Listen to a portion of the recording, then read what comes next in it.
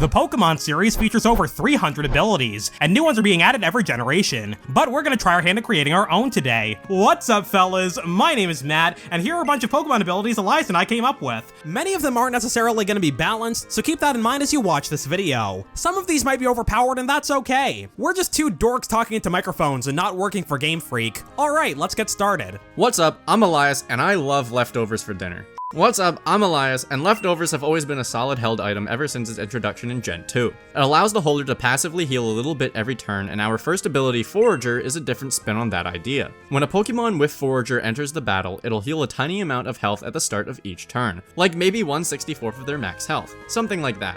But in each turn that follows, they heal a little more damage than the last turn. I think it's fair to say that this ability should have some kind of limit, because the last thing we need is a stall Pokemon with Forager that has high defensive stats, especially if there's no cap to how much it heals. I don't want to live in a world where it's on the field for 74 years and healing to full every turn. That'd be pretty excessive. So let's say once the healing reaches 1/8 of your max health, that's the limit. Forager will keep healing you, but no more than 12.5% of your HP at a time. Guerrilla Tactics is one of the best abilities in the series. It gives Galarian Darmanitan a 50% attack boost, but only allows it to use the first move it selects, so it's basically a free choice band. Wait, Matt, isn't that just a worse version of huge power? Don't worry about it. A 50% buff is still really nice. The choice items are competitive mainstays for a reason. Plus, Darm's attack stat is already really high, so Guerrilla Tactics sends it up to the stratosphere. It can also hold an actual choice band to give itself a 2.25 times boost, or a choice scarf, so its attacks can be strong and fast. Since you're already locked into one move by Guerrilla Tactics, the choice items don't add any extra drawbacks. We're getting a little off track here. Anyway, I'm bringing that up because I wanted to make a special version for this video. The same way Guerrilla Tactics works like a choice band, Mind Games would be a built-in choice specs. It would boost your special attack by 50%, but you'd only be able to choose one move till you switch out. You'd also be able to hold a pair of choice specs to do even more damage. You know what? Let's make it a 2-for-1. The Choice Scarf locks you into moves, just like the Choice Band and Choice Specs, but the Scarf boosts your speed instead. This can be a handy item for some Pokemon because sometimes you need a speed boost more than you need a power boost. So our new ability, Sprinter, would act like a built-in Choice Scarf. A couple years ago, Smogon had a metagame called Max Berries. In this meta, the effects of berries are maxed out. The Orange Citrus and Enigma Berries heal you back up to full, the Weakness Berries nullify all damage from their respective type of move, the Select Berry raises your speed by 12 stages, and so on and so on. So introducing a new ability that works like that metagame, Over-ripen. You can use it to heal back up to full, restore all your power points, max out your critical hit ratio, and so on and so on. Of course, Over-ripen is a souped up version of an existing ability. Applin, Flapple, and Appleton have a signature ability called Ripen, which doubles the effects of berries when they're eaten. Weakness Berries quarter damage instead of having it, HP restoring berries heal twice as much health, and so on and so on. So Over-ripen would be a strictly better version of that. Oh well. 2-turn moves are usually unreliable in Pokemon. You can make moves like Dig or Geomancy work with a Power Herb, which allows you to execute them in one turn, but that's a one-time use item. You can also make Solar Beam and Solar Blade work with Harsh Sunlight, but in modern generations, weather isn't permanent, and if you're using a move that makes you recharge in the next turn like Hyper Beam, forget about it. Unless you're playing Gen 1, Hyper Beam is kinda nuts in Gen 1. Anyway, that's where our next ability comes into play. Hasty would allow Pokemon to use 2-turn moves in one turn, meaning you skip the charging turn for moves like Fly or the recharging turn for moves like Giga Impact. But to balance it somewhat, the power of 2-turn moves would be nerfed by, let's say, 20%. That would make Frenzy Plant, Blast Burn, Hydro Cannon, and Hyper Beam 120 power moves that only take one turn. Not bad. That would make these moves roughly on par with stuff like Double Edge, Flare Blitz, Brave Bird, and Close Combat, just with different drawbacks. Oh, whoops, hold on, Hasty is already one of the natures a Pokemon can have. It raises your speed, but lowers your defense. So we should probably pick a different name for this ability. I don't know, let's just go with Rush Hour or something. One thing I like about... What a great movie. I have not seen it. My personal opinion. I have not seen it. It's got Jackie Chan in it. We were just talking about Jackie Chan right before we right before we sat down to record this video, funnily enough. Yeah, there are no coincidences in life. Everything that happens for a reason. This next ability is inspired by a mechanic in the Smash Bros. Series. Smash 4 introduced a mechanic called Tough Guy, which allows Bowser to power through weak attacks without taking knockback, so he won't flinch if he's hit by, say, Greninja's Rapid Jabs, as long as you've taken less than 617% damage. Kazuya was also given Tough Guy in Smash Ultimate. This mechanic allows Bowser and Kazuya to attack while they're getting hit. So what would a Tough Guy ability look like in Pokemon? Well, in my mind, it would make you immune to weak moves entirely. Let's say as long as the move is 60 base power power or less, you won't take damage. That's the same threshold for Technician boosts, so if a move is affected by one of these abilities, it'll be affected by the other as well. I think it's fair to say Tough Guy would be overpowered in the early game, so you shouldn't be able to find a Tough Guy Pokemon just hanging out on Route 3. It'd probably just eat the second gym leader alive. You should only find this ability once trainers are using decently strong moves. Most moves in competitive play are obviously stronger than 60 power, but there's plenty of exceptions. Tough Guy would block Nuzzle, Salt Cure, multi-hit moves, and most priority and partial trapping moves among others. It would also block Rapid Spin and Mortal Spin, which would make Tough Guy a method of keeping hazards up.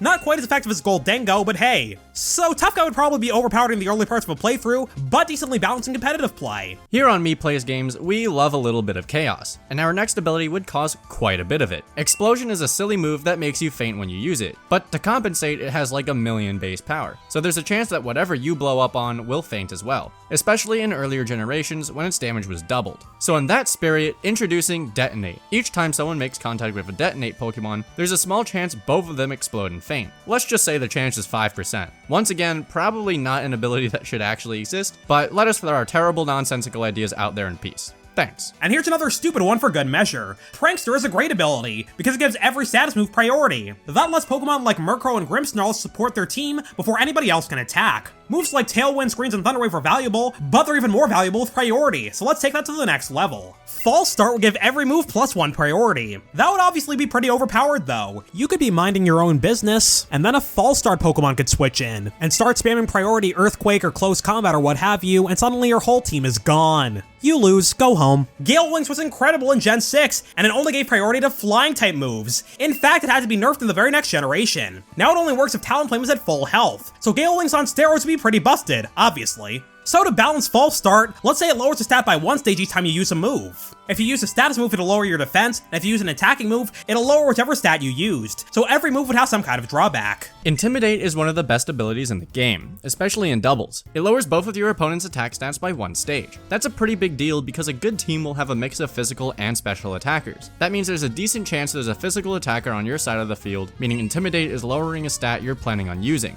But for whatever reason, there's no special equivalent of this ability. Here on MEPlaysGames, we've talked quite a bit about why special attackers are better than physical ones. There's a bunch of items and abilities that punish you for making contact, and the vast majority of contact moves are physical. Special attackers tend to have better moves, and outside of Legends Arceus, there's no status condition that weakens special moves. But most importantly for this video, there's no ability that lowers the opponent's special attack upon switching in. So let's balance the scales a little bit today and make a new ability called Death Stare. The same way Intimidate lowers attack, Death Stare.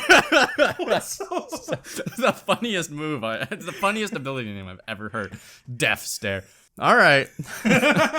Death Stare would lower special attack. Maybe you could even pair an Intimidate user with a Death Stare user in doubles to lower all of your opponent's attacking stats to kick off a battle. Who knows? For more videos like this, subscribe to MEPlaysGames. We're also recording a podcast called MEPlaysGames immediately after each of these videos, so check that out on the end screen once this video is over. Today, we'll be talking about the different instruments we play. Here's a couple abilities I think would be fun. Hold on, I've got some nonsense in my throat, please hold. I love how you're coughing on my behalf. Yeah, you're welcome. Thanks. The move Power Trick swaps your attack and defense stats. Its use cases in regular battles are pretty limited, but it's pretty handy if you're doing nonsense, and we do a lot of nonsense on this channel. Shuckle has the highest defense stat in the game, but by using Power Trick, you can turn that into the highest attack stat in the game. To cut a long story short, that's one of many steps required to do over 2 billion damage in one hit. To cut a short story long, check out my video on how to do it, linked in the description. Anyway, in that spirit, I made up 2 abilities that swap stats around at low health. Shifty would work like Power Trick, swapping the user's attack and defense stats when it reaches, I don't know, half health or so. Trickster would work the same way, but it would swap your attack and special attack stats instead. This would work well in Pokemon like Galarian Slowbro, who have moves that can be either physical or special like Shell Sidearm. There are a few ways to learn moves in the middle of a battle. You can copy someone else's move temporarily by using Mimic, or permanently by using Sketch. Well, here's an ability that would work kind of like Mimic. If another Pokemon on the field uses a move that's the same type as a move you know, Fast Learner would give you the option to learn that move. So for example, if a Fast Learner Pokemon knew Flamethrower, but then it got smacked by a Torkoal's Overheat, you would have the option to replace Flamethrower with Overheat. That is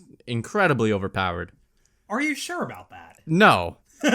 During a playthrough, you would copy the move permanently, and during a link battle, your moveset would revert back to normal afterwards. That would be a pretty unique way to learn some new moves, and it could potentially make your playthrough a little bit easier. We'd imagine Fast Learner would be given to some unevolved Pokemon, then it would get replaced by another ability when they evolve. A bunch of moves, items, and abilities reward you for being at low health. Flail and Reversal get stronger, there are berries that heal you and raise your stats, and Torrent, Swarm, Blaze, and Overgrow power up certain types of moves. So here's another ability in that kind of spirit. Second Wind would boost your attack, special attack, and speed by 2 stages, but only if you take at least 3/4 health from an attack. The positive effects of Shell Smash, basically. I scrolled too far. I'd imagine this ability would pair well with the Focus Sash. It would ensure you survive the first hit, then supercharge your stats. That way you don't have to worry about the hit knocking you out. Since your speed is getting boosted, there's a good chance you'll outspeed your opponent on the next turn and potentially knock them out. Darkrai is well known for its signature ability Bad Dreams. It's also well known for its signature move getting nerfed into the ground for no reason, but that's a topic we've already covered to death on this channel. Anyway, if an opposing Pokemon is asleep, Bad Dreams will activate and they'll take 1/8 of their max health in damage each turn until they wake up. But let's flip the script, shall we?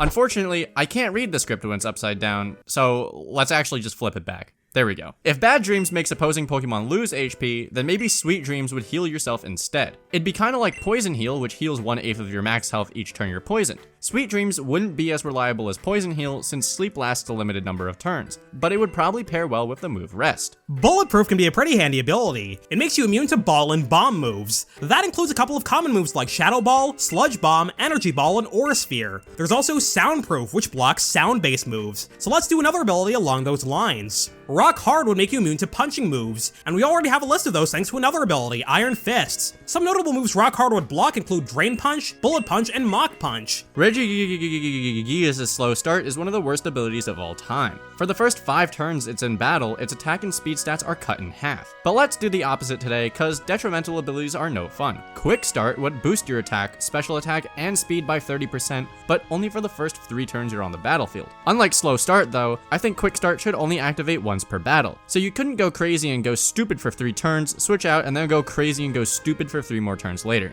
Surviving those 3 turns would be critical to beating a Quick Start Pokemon, but after that, they'd become a lot less dangerous. Well, that's all we got for today. There's a few other ideas we had, but I am going to smack you upside the head into next week. For the record, I did not do a single thing and I was just threatened. No, that is false. That is not true. Elias is scrolling the screen while I'm trying to read like an incredibly rude gentleman. Is rude gentleman an oxymoron? No. Anyways, continue. Anyway, there's a few other ideas we had, but we're gonna save them for a part 2. We're recording this video the week of Thanksgiving, so I'm gonna spend that time with my family instead of, spending 2 or 3 full days staring at a computer screen and editing. Leave a comment with your own ideas for abilities, and we might include them in a part 2, whenever that comes around. But if you want to stick around and listen to me play the games, the link will be on the end screen. If not, we'll see you all next time. Good night, fellas, sleep well.